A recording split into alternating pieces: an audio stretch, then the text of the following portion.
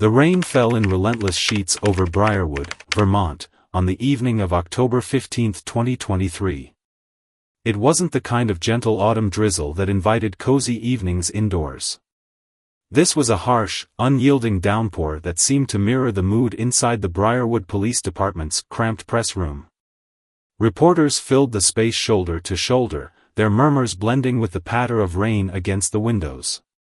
The red recording lights of cameras flickered like tiny beacons in the dimly lit room, capturing every detail for the public who awaited answers.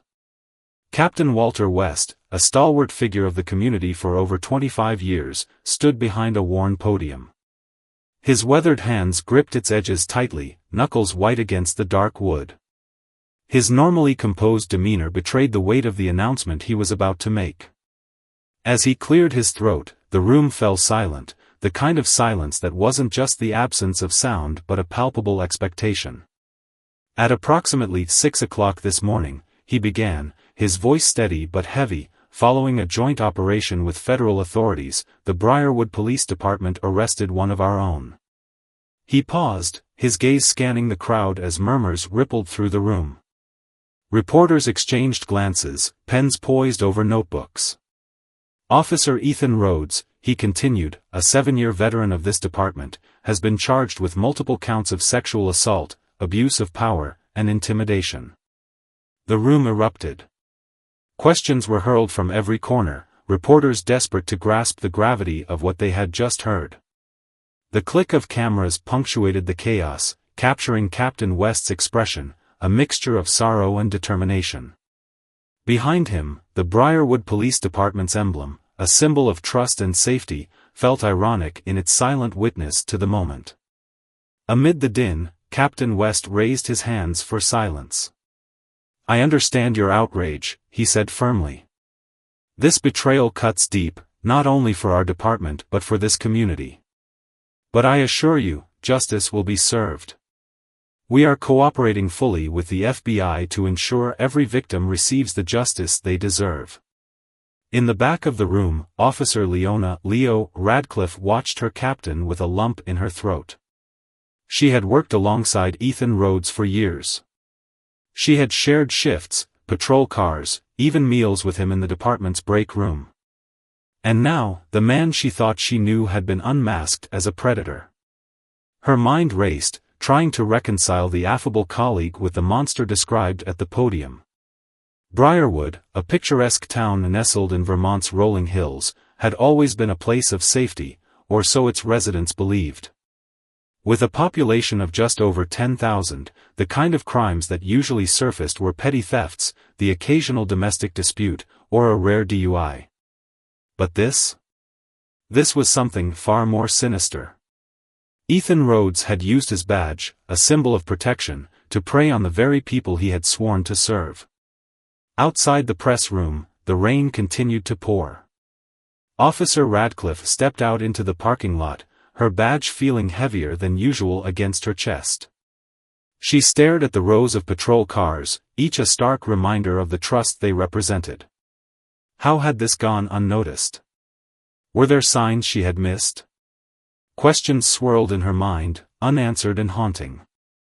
Meanwhile, in a modest home on the outskirts of town, Abby Rhodes sat alone at her kitchen table. The lights were dim, the air thick with tension as news of her husband's arrest broke across every media outlet. Her hands trembled as she scrolled through the headlines on her phone, "Officer arrested in Briarwood, a tale of betrayal and abuse." For Abby, the man described in those articles wasn't a stranger. He was the same Ethan who had once charmed her, who had promised her stability and love. But he was also the man who had grown colder over the years, whose need for control had infiltrated every corner of their lives, even their home. The cameras he had installed for safety had become tools of surveillance, eroding any sense of trust or intimacy. She glanced toward the guest room, where she had been sleeping for months now, her marriage existing only in name. Back at the station, Captain West concluded the press conference with a stern promise: "This department will not rest until every victim finds justice, and this betrayal is thoroughly addressed." But as the reporters packed up their equipment and the rain continued to hammer down, one thing was clear: this was only the beginning. In the shadows of Briarwood, a storm was brewing, one that would unveil secrets deeper than anyone could have imagined. Ethan Rhodes was born in 1993 in Hanover, New Hampshire, a town much like Briarwood, small, serene, and brimming with the quiet predictability that comes with generations of unchanging tradition. On the surface, the Rhodes family embodied the ideals of a classic American household. Calvin Rhodes, Ethan's father, owned a modest but successful hardware store, Rhodes & Son Supply, while his mother, Elaine, worked as the local librarian. Their colonial-style house on Maple Avenue was well kept, their front yard always manicured, their holiday decorations tasteful. But behind the painted shutters and white picket fence was a household steeped in tension. Calvin Rhodes was a man who believed in discipline, not the nurturing kind, but the rigid, authoritarian brand that left little room for individuality. He was the type who measured success in silence and obedience, who viewed affection as a sign of weakness. For young Ethan, this meant growing up in a home where mistakes weren't met with guidance but with stern reprimands and long lectures about how a Rhodes man must always be in control. Elaine, the quieter force in the family, often tried to soften the harsh edges of her husband's parenting, but her attempts were fleeting. She was a woman who had learned to pick her battles, and with Calvin, there were too many to fight. Instead, she poured her energy into her job at the library, leaving Ethan to navigate his father's expectations largely on his own. At Hanover High, Ethan was a ghost. Teachers remembered him as polite but unremarkable, a student who rarely spoke unless spoken to. He wasn't a troublemaker, nor was he an achiever. Classmates recalled a boy who lingered on the fringes of social circles, present but easily forgotten. His yearbook photo showed a lean teenager with neatly combed hair and a smile that didn't quite reach his eyes. Beneath the photo was his chosen quote, "Service above self." Years later, those words would be dissected by psychologists who argued they revealed his early fixation on power and control. Yet even as a teenager, Ethan exhibited behaviors that hinted at a darker undercurrent. He volunteered to monitor the school surveillance system during his free periods, an act that at the time seemed like harmless initiative. Teachers praised him for his diligence, but some classmates found it unnerving. He was always watching, one former peer later recalled. Even when you thought no one was paying attention, Ethan was. After high school, when most of his peers went off to college or pursued trade skills, Ethan chose the police academy. It wasn't entirely unexpected. His father had always admired law enforcement, equating it with authority and respect. Ethan's application essay spoke passionately about protecting the vulnerable, about upholding justice in a chaotic world. But those who knew him best wondered if his motivations were more about wielding power than safeguarding others. At the academy, Ethan excelled academically, particularly in areas like traffic law and procedural tactics. He had an encyclopedic knowledge of regulations and loopholes, often asking pointed questions about where the boundaries of officer discretion truly lay. He wanted to know exactly where the legal lines were drawn, his training officer later testified. But while his technical skills were impressive, his performance in community engagement exercises was lackluster. Role-playing scenarios requiring empathy or de-escalation often left instructors underwhelmed. One noted in his evaluation, "Rhodes is competent but distant. Needs to work on interpersonal skills." In 2015, Ethan joined the Briarwood Police Department, a small force stretched thin by budget cuts and understaffing. His early reviews painted a picture of a reliable but aloof officer. Fellow recruits described him as a loner, someone who preferred solo patrols and rarely joined them for drinks after a shift. If anyone found his behavior odd, they chalked it up to his quiet personality. By 2017, Ethan seemed to have found stability. That year, he married Abigail "Abby" Winston, a bank teller he had met during a routine patrol. Abby was warm, outgoing, and everything Ethan was not. Their wedding was a modest but beautiful affair, attended by family and a handful of co-workers. They moved into a small ranch-style house on the outskirts of Briarwood, and for a time, it appeared they were building a simple, happy life. But cracks began to form within the first year of their marriage. Ethan's obsessive nature, once seen as diligence, morphed into control. He monitored Abby's spending, often criticizing her for what he deemed unnecessary purchases. Arguments about finances became a regular occurrence, fueled in part by Ethan's secret gambling addiction. During late-night patrol breaks, he discovered online poker, a distraction that quickly spiraled into compulsion. Their joint bank account became a battlefield of overdrafts and bounced checks. The tension reached a boiling point when Abby discovered the cameras. Ethan had installed surveillance systems throughout their home, claiming they were for security purposes. But Abby soon realized he used them to track her every move, when she left the house, who she met, how long she spent at work. She confronted him one evening, her voice shaking with both fear and anger. Ethan dismissed her concerns, insisting it was for her safety. But in that moment, something shifted between them. Abby began sleeping in the guest room, their marriage reduced to a fragile coexistence. By early 2023, Ethan's need for control extended far beyond his home. The same meticulousness he had applied to monitoring Abby now fueled his behavior on the job. The shift to nighttime traffic patrols, once seen as a sacrifice for the department, became his perfect hunting ground. On the dark, deserted roads of Highway 46, Ethan Rhodes found not just power, but purpose.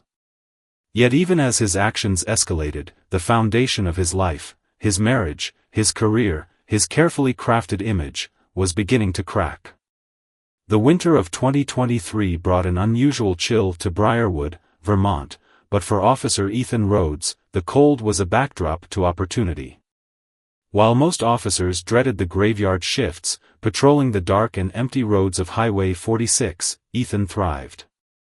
The stillness of the night, the absence of witnesses, and the inherent vulnerability of his targets provided him with a stage to exert his control. What had started as routine patrols became calculated hunts. At first, Ethan's actions seemed innocuous, even standard. Pulling over a driver for a broken taillight, issuing verbal warnings, or questioning a lone motorist about their destination, these were all within the realm of normal police work. But Ethan knew how to manipulate the boundaries of authority. He exploited his extensive knowledge of traffic laws, fabricating minor violations to justify stops. A taillight that flickered but wasn't out, a slight drift across the yellow line, or a turn signal used a fraction too late, all became excuses to isolate his targets. In early March 2023, Ethan's behavior took a darker turn. That month, he stopped a young woman driving home from her late shift at the Silver Spoon Diner. Her name was Amara Delgado, a 24-year-old who had recently relocated to Briarwood from Arizona. She had left behind an abusive relationship and moved to this quiet town in hopes of starting anew. But Briarwood's promise of safety shattered and the flashing lights of Ethan's patrol car filled her rearview mirror. Amara's hands trembled as she rolled down her window. Ethan approached her car with the practiced ease of someone who had done this hundreds of times. His flashlight swept over her face, lingering a second too long. The name tag on her waitress uniform gleamed under the harsh beam of light. "You were speeding," Ethan said, his tone calm but authoritative. Amara furrowed her brow, confused. She knew the speed limit and had been careful not to exceed it. "I wasn't speeding," she replied, her voice wavering. Ethan leaned in closer, his presence imposing. "I clocked you at 42 in a 35. That's enough to pull you over." When she protested, he changed tactics, claiming to smell marijuana, a lie, but one he delivered with conviction. Amara's protests grew more desperate as Ethan ordered her out of the car. The night air was cold, and she wrapped her arms around herself as she stood in front of the patrol car's headlights. Ethan's demeanor shifted subtly. His accusations became more threatening. Words like intent to distribute and vehicle impoundment hung in the air like daggers. Amara felt trapped. She had no family in Briarwood, no one to call for help. Ethan exploited her isolation, suggesting that, maybe, they could resolve this without an arrest. 20 minutes later, Amara sat back in her car, her face streaked with tears. Her uniform was disheveled, and her name tag was gone. Ethan's patrol car idled behind her until she finally found the courage to drive away. That night, Amara called in sick to work, too ashamed and terrified to explain what had happened. For Ethan, this was the turning point. The rush of power, the thrill of control, it was intoxicating in a way he hadn't expected. Unlike his failing marriage or his mounting gambling debts, this was something he could control completely. And so, what began as an opportunistic act became a pattern. By April, Ethan had refined his methods. He targeted women between the ages of 20 and 35, often alone, and with circumstances that made them vulnerable: recent divorcees, immigrants, women with little community support. Each stop was carefully orchestrated to exploit their fears. Jasmine Torres, a 22-year-old nursing student, was stopped late one night in early April. Ethan claimed her taillight was out, but Jasmine had visited a gas station minutes earlier, and surveillance footage would later prove her lights were working. When she attempted to show him a video on her phone, Ethan threatened to arrest her for interfering with an officer. 2 weeks later, Paige Remington, a 31-year-old single mother, became another victim. Ethan accused her of swerving between lanes on a deserted stretch of County Road 8. When she mentioned her children waiting at home, Ethan responded coldly, suggesting that Child Protective Services might question her fitness as a parent if she couldn't explain why she was driving erratically at night. Ethan's tactics grew more sophisticated with each encounter. For undocumented housekeeper Lila Martinez, he pulled up immigration policies on his phone, subtly reminding her of how quickly her life could be upended. For Brianna Wells, a recovering addict, he hinted at how easily drugs could appear in her car. Each victim fit a profile: isolated, anxious, and unsure of their rights. Ethan kept meticulous records in a small black notebook he hid under the driver's seat of his patrol car. He noted their routines, family connections, and vulnerabilities. These notes, along with burner phones and other tools, became his arsenal. His patrol car transformed into a mobile command center, equipped with hidden compartments and modified technology to avoid detection.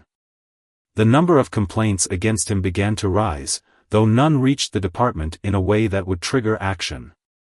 Ethan was careful, meticulous. He doctored dashcam footage, creating gaps that he blamed on equipment malfunctions. He filed reports that appeared routine, avoiding anything that would raise suspicion. At home, his wife Abby noticed a change. Ethan seemed more energized, more confident, but she couldn't pinpoint why. When she asked about his shifts, he dismissed her with vague answers about keeping order. Meanwhile, he spent more time in the basement, reviewing surveillance footage and adding new entries to his notebook. By the end of summer, Ethan's confidence bordered on arrogance. He believed he had perfected his system, a predator operating with impunity under the guise of authority. But cracks were beginning to form. And though Ethan couldn't see them, the carefully constructed life he had built was about to come crashing down. By the fall of 2023, Ethan Rhodes's carefully orchestrated web of control was beginning to unravel, not from within the department, but from the voices of those he had silenced. His victims, though scattered and isolated by design, began to find one another. And when they did, the weight of his actions became impossible to ignore. It started with a private message in a small, local online group for women working late shifts in Briarwood. Amara Delgado, who had barely spoken about her encounter with Ethan, found herself typing a hesitant post late one evening. "Has anyone else had weird experiences with the police on Highway 46? I don't want to say too much, but I had an officer stop me, and it didn't feel right." Within hours, replies began to pour in. Women shared similar stories. of minor traffic stops that escalated into invasive questioning, of subtle but undeniable threats, and of a feeling of helplessness when facing the badge. Jasmine Torres and Paige Remington were among the first to respond, their accounts echoing Amara's in chilling detail. One woman wrote, "It's always the same guy. Tall, blonde, dark uniform.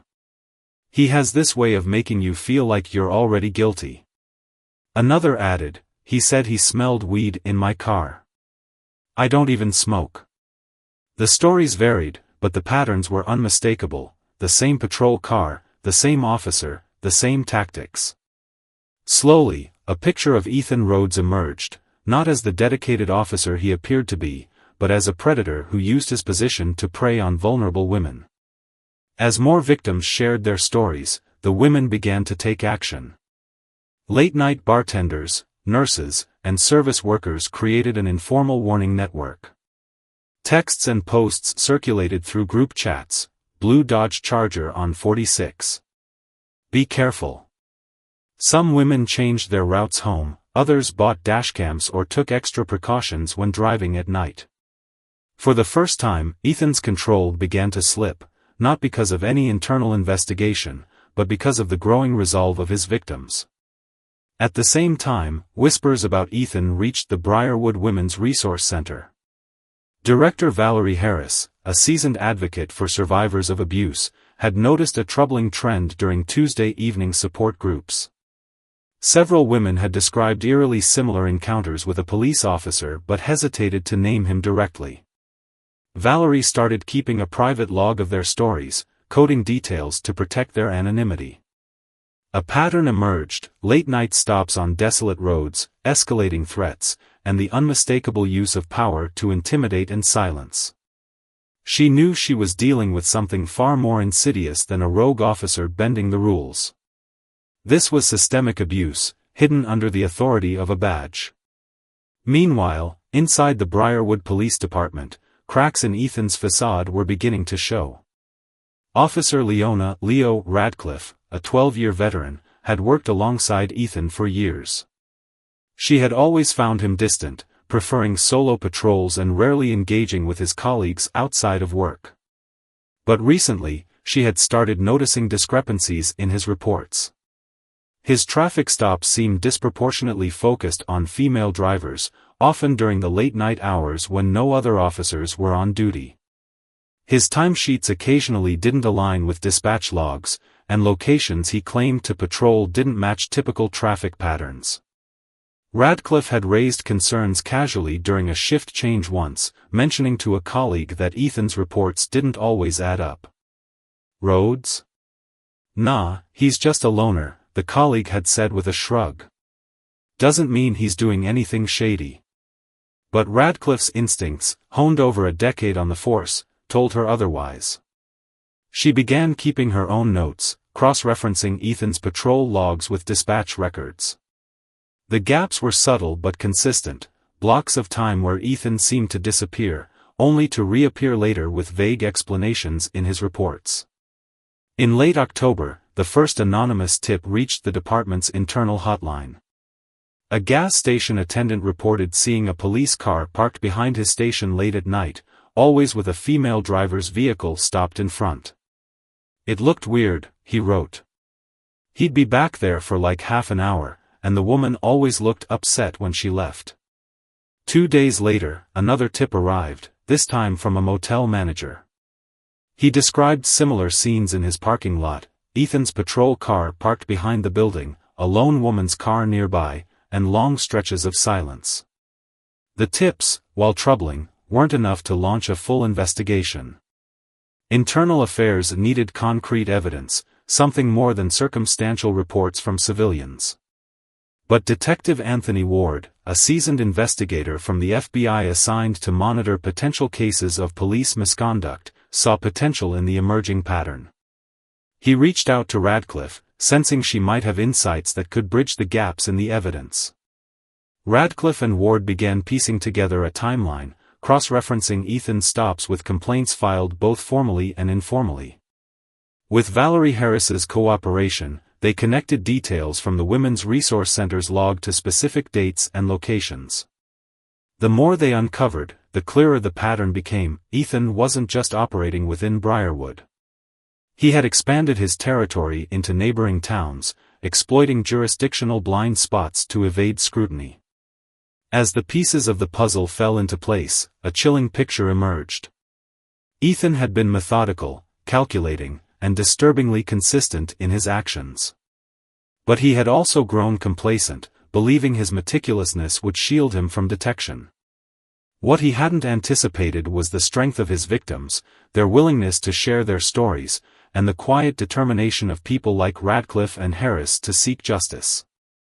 For the first time, Ethan's seemingly perfect system began to falter. The women of Briarwood, once silenced by fear, were finding their voices. And those voices were growing louder. Detective Anthony Ward sat at his desk in the FBI's regional office in Montpelier, Vermont, staring at the growing case file on Ethan Rhodes. It was thin, too thin for an arrest but thick with potential. The complaints, though scattered and anonymous, painted a troubling pattern. Late-night stops, fabricated violations, and victims too terrified to step forward. Something darker was at play, and Ward, with his decades of experience in corruption cases, knew that time was running out. Predators like Rhodes didn't stop on their own, they escalated. Back in Briarwood, Officer Leo Radcliffe was working quietly but determinedly. She had always trusted her instincts, and they were screaming now. Ward had approached her discreetly a week earlier, asking for help gathering information. Together, they pored over Ethan's patrol logs, cross-referencing them with dispatch records, local business security footage, and tips from civilians. The gaps were undeniable. Blocks of time where Ethan's documented location didn't match reality. Stops that were recorded as routine verbal warnings but coincided with anonymous complaints from women. "I don't know how he's been getting away with this for so long," Radcliffe said during a late-night call with Ward. "He's careful," Ward replied. "Careful doesn't mean invisible. We'll find something." The timeline they built was damning. Ethan's stops disproportionately targeted women, often on desolate stretches of Highway 46 and neighboring roads. His patrol car would go radio silent for extended periods, a tactic he masked by claiming technical malfunctions in his reports. In one instance, a gas station security footage showed him parked behind the building for 42 minutes with a young woman's car in front of his. The footage was time-stamped, exactly when Ethan had logged a routine patrol in a completely different part of town.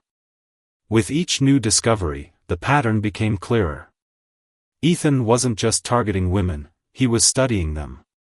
He noted their routines, vulnerabilities, and even personal details that he used to intimidate them. Ward's team found evidence that Ethan had accessed personal data through police databases under the guise of routine checks, a gross abuse of his authority. Valerie Harris, director of the Briarwood Women's Resource Center, became an instrumental part of the investigation. Her private log of victim accounts provided crucial details, even if the victims themselves remained hesitant to step forward. "We can't force them," Harris told Ward during a meeting. "But if we can show them he's being held accountable, some might be willing to testify." The breakthrough came unexpectedly. One evening, Ward received a call from Abby Rhodes. She had seen Ethan's name in the news and couldn't ignore the sinking feeling that she had been living with a stranger. Over the years, Ethan had become more controlling, his temper simmering beneath a calm exterior. The surveillance cameras he'd installed in their home, ostensibly for security, had unnerved her. Now, she wondered what else he'd been hiding. In a tense meeting at the FBI office, Abby revealed the extent of Ethan's surveillance. She described his basement setup, multiple monitors connected to the cameras, a locked filing cabinet, and a drawer he kept hidden from her. "He never let me near it," she said, her voice shaking. "Whatever he's doing, it's not just about me." Ward and Radcliffe knew they had to act carefully. They couldn't risk tipping Ethan off before gathering enough evidence to secure a conviction. With Abby's reluctant permission, they obtained a warrant to search the basement. What they found was both shocking and damning: a notebook filled with detailed information about women Ethan had stopped, burner phones with encrypted messages, and a collection of edited dashcam footage. Each piece was a breadcrumb in a trail that led to something bigger. Ward's team, now working in close collaboration with the FBI, devised a plan to catch Ethan in the act. Special Agent Kara Whitney was chosen to go undercover. She fit Ethan's profile of victims: young, vulnerable-looking, and seemingly disconnected from the community. Kara's backstory was meticulously crafted: a newly divorced woman who had just moved to Vermont, working late-night shifts at a hotel. Her car, a silver Nissan Altima, was equipped with hidden cameras and microphones. The location was chosen carefully: a desolate stretch of Highway 46 near mile marker 43. It was a spot Ethan often patrolled, with few houses and no traffic cameras. On the evening of November 15, 2023, Kara parked her car on the shoulder with a deliberately flattened tire. She wore a hotel uniform and exuded just enough anxiety to seem authentic. The team waited nearby in unmarked vehicles, their surveillance equipment primed. At 1:47 a.m., Ethan's patrol car appeared on the GPS tracker. He drove past the Nissan Altima, slowed down, and circled back. Inside one of the unmarked cars, Ward and Radcliffe watched intently. "He's taking the bait," Ward said, his voice low but steady. Ethan approached the car cautiously. Kara's performance was flawless: nervous but not overly so, grateful for his help but hesitant when his questions became more invasive. As expected, Ethan escalated, moving from a professional demeanor to thinly veiled threats.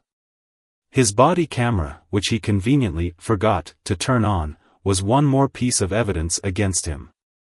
When Ethan suggested they work something out, Ward gave the signal.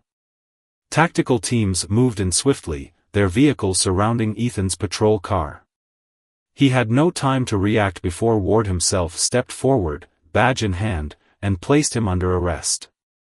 "You're making a mistake," Ethan said, his voice calm despite the handcuffs now encircling his wrists. But the evidence in his car told a different story. Hidden under the back seat was another burner phone, a laptop, and a list of names, each one belonging to a woman he had victimized. The arrest marked the end of Ethan's reign but the beginning of an even larger fight for justice.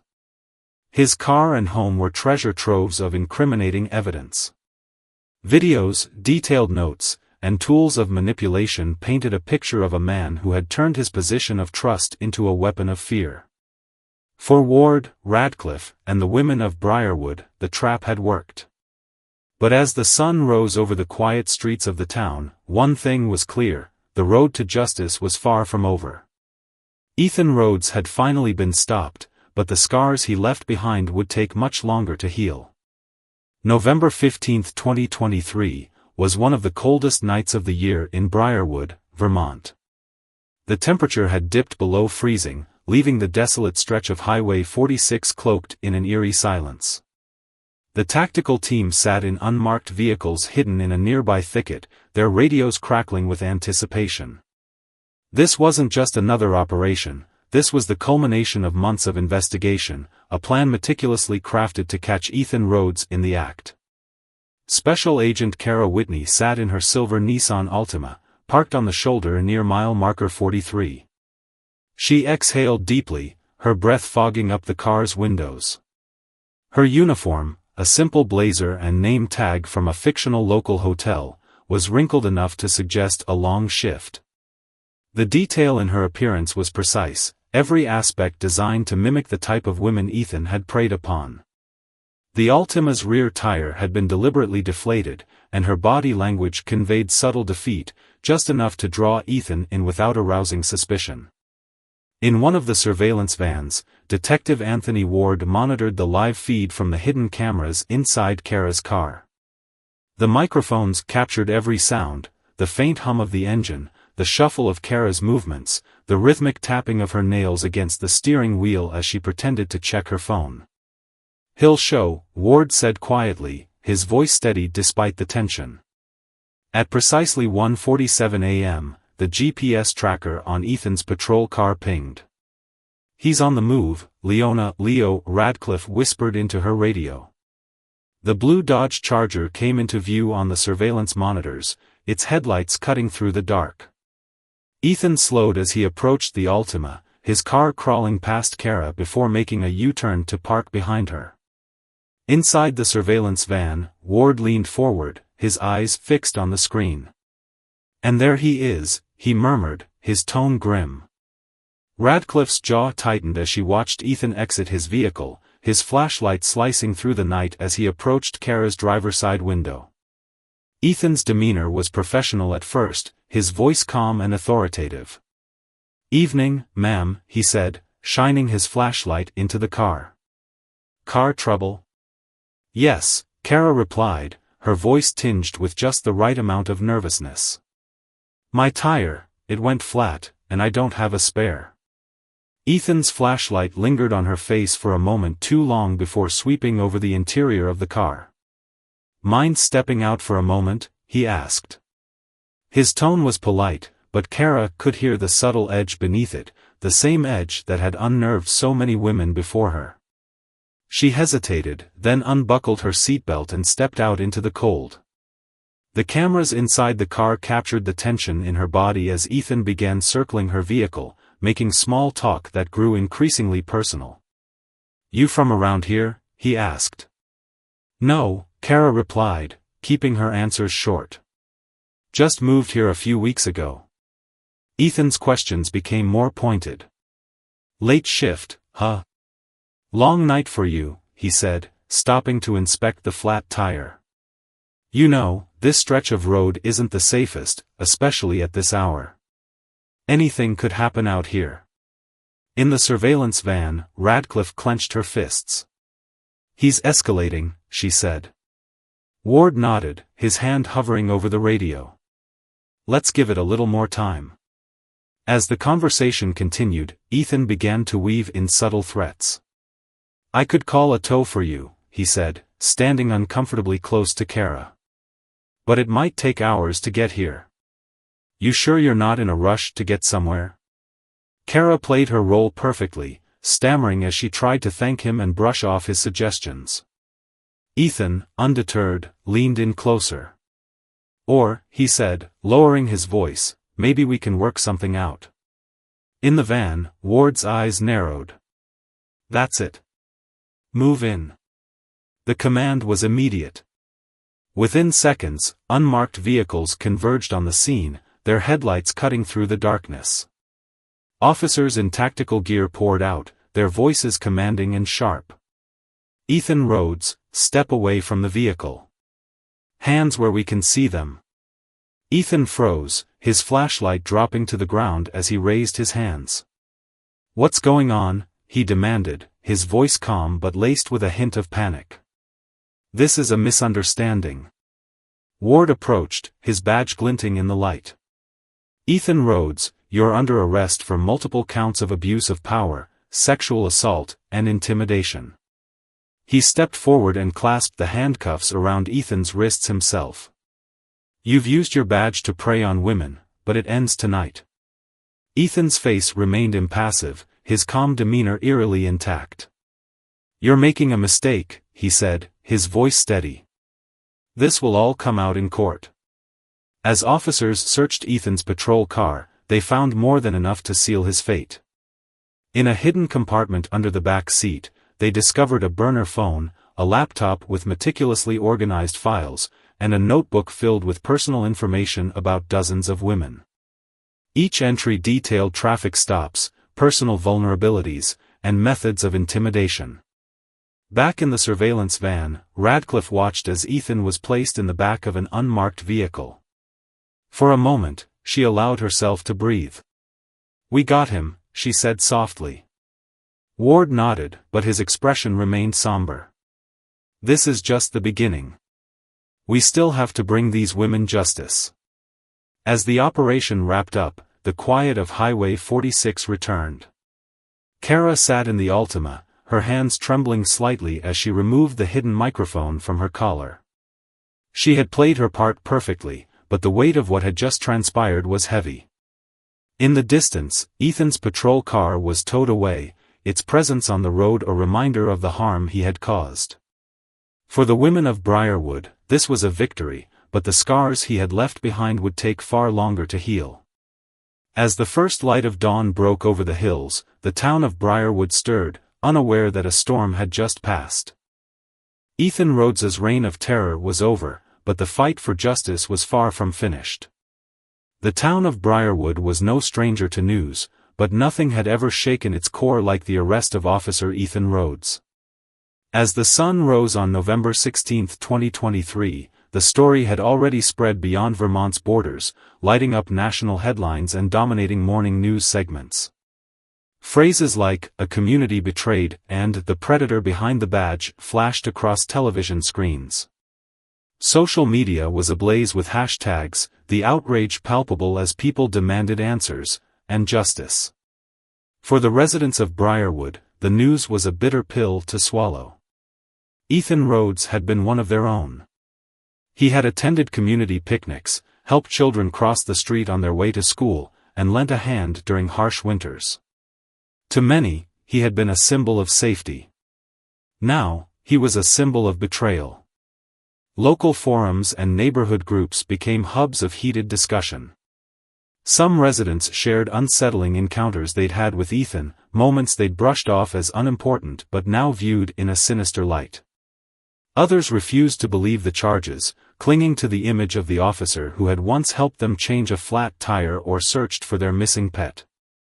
"It's hard to reconcile," said one woman during a town meeting. "How could someone who seemed so helpful, so normal, be capable of this?" As investigators delved deeper into Ethan's personal and professional life, the true extent of his actions came to light. The files recovered from his patrol car and home painted a chilling picture. The notebook found in his car contained detailed entries on dozens of women, each victim catalogued with an almost clinical precision. Notes about their routines, vulnerabilities, and even physical descriptions filled the pages. The laptop held video footage of some of his encounters, carefully edited but still incriminating. One file, titled "Traffic Stops, Priority Targets," listed women by name and included notes like "single mother, undocumented," and "divorced." It became clear that Ethan had used his position not just to enforce the law, but to profile and exploit those he deemed powerless to fight back. At the Briarwood Police Department, his former colleagues were reeling. Officer Leo Radcliffe, who had worked alongside Ethan for years, couldn't hide her anger and sorrow. "He sat next to us in meetings," she said during an internal briefing. "He wore the same badge we do, and he used it to hurt people." That's not just a betrayal of the victims, it's a betrayal of all of us. For the women who had suffered under Ethan's abuse, the news of his arrest was a complicated mixture of relief and fear. Some felt vindicated, finally seeing their experiences validated. Others were terrified at the thought of reliving their trauma in court. Amara Delgado, one of Ethan's earliest victims, was among those who chose to come forward. In an emotional interview with Valerie Harris, the director of the Briarwood Women's Resource Center, Amara recounted the night Ethan stopped her on Highway 46. Her voice trembled as she described the fear that had paralyzed her, the feeling of being utterly powerless. "I thought no one would believe me," she said, tears streaming down her face. "He was a cop. People trust cops." Valerie worked tirelessly to support Amara and other victims, providing counseling and helping them navigate the legal process. "Coming forward is an act of courage," Valerie said during a press conference. "These women are not just survivors, they're warriors." Ethan's arrest sent shockwaves through Briarwood, but the ripple effects were felt most acutely in his own household. Abigail "Abby" Rhodes, his estranged wife, found herself thrust into the spotlight. Reporters camped outside her home, eager for a comment, but Abby remained silent. Privately, she struggled with the duality of her emotions, relief that the man she had once loved was finally held accountable, and guilt for not speaking up sooner. She had seen the warning signs, the controlling behavior, the obsession with surveillance. Maybe if I had done something, she confided to Valerie, I could have stopped him. In the weeks following Ethan's arrest, Abby made the difficult decision to file for divorce.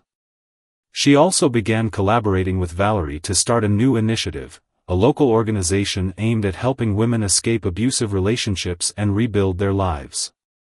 For Abby, it was a way to reclaim her narrative, to turn her pain into purpose. Ethan's trial began on March 15, 2024, exactly 1 year after his first documented assault.